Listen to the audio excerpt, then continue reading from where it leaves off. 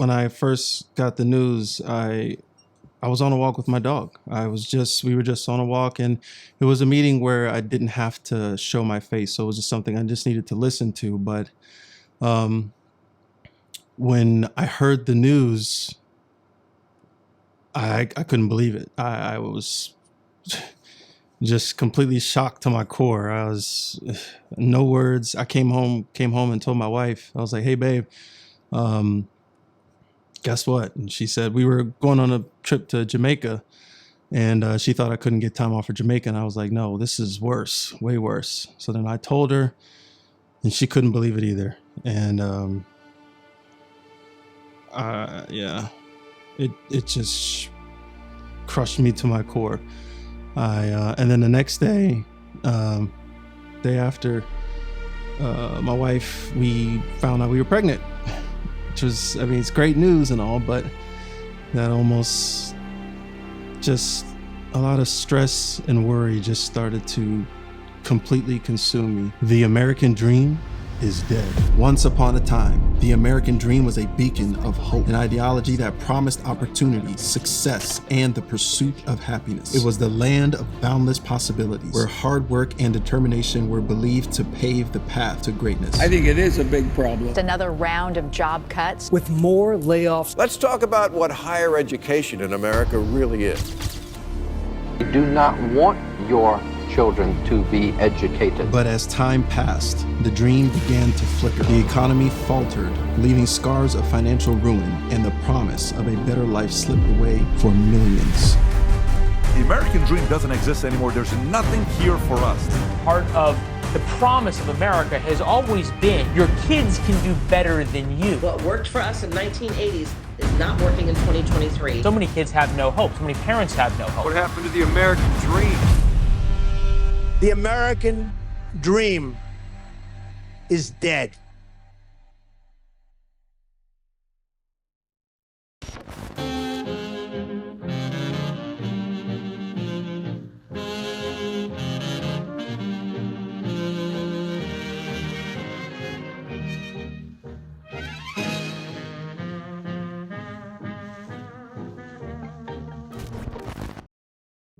But define the American dream for us. It is the most important idea that the United States has contributed to the world. Citizens of every rank can expect to have a better, richer, happier life. That's the American dream. What happened to the American dream? What happened to the American dream? It came true. You're looking at it.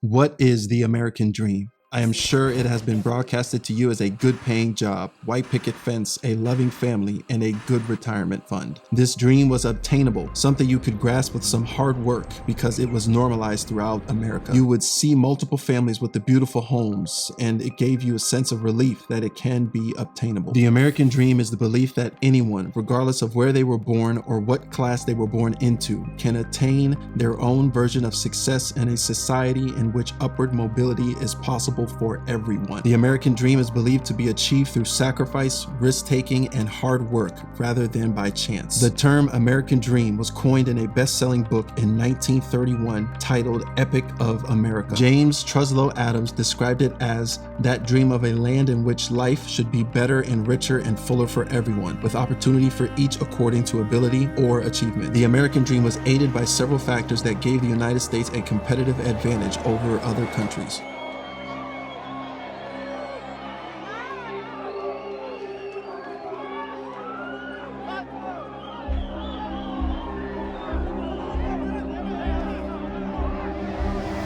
I remember a coworker of mine who was Vietnamese who tells me about his upbringing. It was during a time where sounds of bombs and gunshots were of the norm. As he would walk to school, he would witness dead bodies as a child and take cover anytime a whistling sound would appear. Can you imagine a life like that? The Vietnam War was a terrible time where many lives were lost, and my coworker tells me how the thought of the American dream was something he needed to obtain by any means necessary. People were risking their lives to grasp this idea. Though the definition of the American dream has changed to mean different things to different generations, It's undoubtedly part of the American ethos and likely will always be. The hopes and optimism that Americans possess pertain not only to their own lives, but to their children's lives as well. A fundamental aspect of the American dream has always been the expectation that the next generation should always do better than the previous generation. The American dream has many factors that determine it, like having the freedom of religion, politics, higher education, housing, and access to healthcare. In America, you can tell who has achieved the American dream if you can see how wealthy they are. Someone's status in America is shown through their wealth. It is believed that this wealth and status can only be achieved by hard work,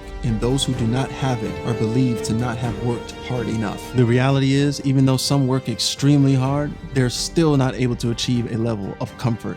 And I know some, if not most of you, have done what the American dream has promised. You have worked hard, working overtime, long nights, sacrificing your weekends, yet you are still met with less pay or even jobless. So where did this all begin? How did we get this mindset of only being workers? When it comes to the ultra-rich, there was one individual who has made their mark in history. Even has a whole center named after him right smack in New York City. Enter in John D. Rockefeller. His personal wealth was estimated in 1913 at $900 million, which was almost 3% of the US gross domestic product of $39.1 billion that year. He was an American business magnate and philanthropist. He has been widely considered the wealthiest American of all time and the richest person in modern history. Rockefeller was born into a large family in upstate New York who moved several times before eventually settling in Cleveland. He became an assistant bookkeeper at age 16 and went into several business partnerships beginning at age 20, concentrating his business on oil refining. Rockefeller founded the Standard Oil Company in 1870. He ran it until 1897 and remained its largest shareholder. John D. Rockefeller plays a significant role pertaining to the American dream. Receiving your education has been the norm in our world. You go to college so you can get a nice high-paying job with benefits and retire at the age of 65. This ideology has been cemented in our brains from eons. Education, you need an education. You may not know this, but this all started with Rockefeller. Since his company grew at a rapid pace with not enough workers to sustain the growth, Rockefeller sought help from a man named Horace Mann, an American educator who was inspired by the Prussian education system. The system focused on training for teachers, national testing for all students, both female and male students, a prescribed national curriculum for each grade, and mandatory kindergarten. It's worse than that because the people who built the schools were consciously aiming at eradicating the will of the students who were part of the system because they wanted them to be obedient. Rockefeller and Mann wanted to design their own system that would be free for all people, mandated and controlled, which is precisely what you see today. We're back now with the crisis facing America's schools. The numbers are alarming. Only about 33%. Our public school system is free for all people, and our school curriculum is controlled. In 1902, the General Education Board was a non-governmental organization designed to support higher education and was funded primarily by John D. Rockefeller. Throughout his lifetime, he donated approximately $180 million.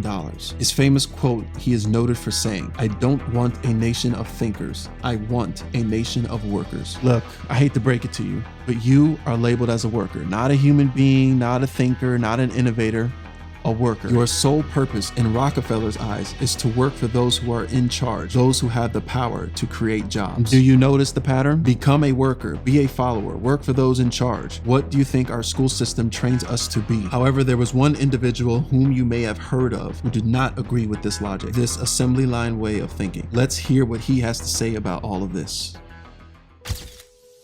Albert Einstein has cemented himself as one of the most brilliant minds in history, and his stance on the education system has never changed. Compared to Rockefeller's mindset on education, where the sole outcome is to become a worker, Einstein believed education is not the learning of facts, but the training of minds to think. You see, Einstein was in the business of intelligence, meaning we should teach children on how to solve problems through cognitive thinking. Einstein wanted a nation of thinkers, which would merit a better, more advanced world than what we currently have now. Because the education system only wanting to create workers, something else started to creep in. Who is the smartest? Who answers the most questions? Who can finish first? This type of competition has been ingrained in our society today. Who has the best schools? Who gets the highest grades? Interesting enough, today's multimillionaires were terrible in the general education system, including Einstein. They were C and D students. So if getting getting all A's is supposed to guarantee your success, why are most millionaires and billionaires C students? Now, becoming a millionaire or billionaire may not be your definition of success. It could be becoming comfortable and being able to live a comfortable life. Having a steady job with consistent income coming in is what the school system sold you. But what happens if you lose your job? What do you do then? The new year is not starting off on a happy note for workers at some of the country's largest tech companies, with more layoffs just announced. ABC's Einstein warned that schools ought to avoid methods of inducing students to work that created or amplified student desires to be acknowledged as better, stronger, or more intelligent than their peers. In place of competitive schooling, he believed society was best served by adopting a philosophy of education centered on honoring and developing the individual, while also instilling them with a basic awareness of their social and ethical responsibilities. Einstein's beliefs focused on a utopia where everyone is helping everyone succeed and not the latter. According to Einstein, generalized thinking skills formed a foundation upon which any specialized interest could be built. What's more, a failure to cultivate originality and independence of thought in schooling would foster socially damaging standardization. The rightful priority of schools should be helping students develop the general ability for independent thinking and judgment, or independent critical thinking, as he would later describe it in a 1952 letter, and not promoting narrow specialization of knowledge. The person who develops their capacities to think and learn independently is able to adapt himself to progress and changes, compared to the person whose training principally consists in the acquiring the detailed knowledge, as Einstein put it in On Education. Words like independent thinking, judgment, and critical thinking are all characteristics of an individual who can create a life they are proud of, a life filled with purpose. Our education system has only one goal: create a nation of workers. So what is the purpose of life? Look back to your elementary school days when your teacher asked you, what do you want to be when you grow up? When you were children, you had that type of independent thinking and dreamt of becoming an astronaut or own your own business one day. Your dreams and aspirations were shot down immediately to revert your mind back into a worker. In their minds, your purpose is to become a worker, and they will continue to breed workers until the end of time. I just got laid off. I knew it was coming, and I've been preparing for it mentally, but it definitely is still a shock. I got laid off from my corporate job this week, the day before my vacation, so that's really fun.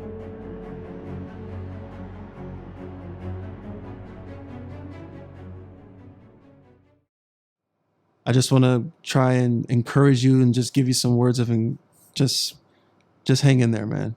Hang in there. Because I know it's tough. I understand. It's, yeah. I know the stress. I know the anxiety. I know it's creeping up on you, and I know it's trying to consume you, but God is in control.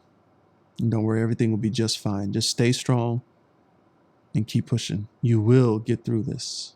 I promise.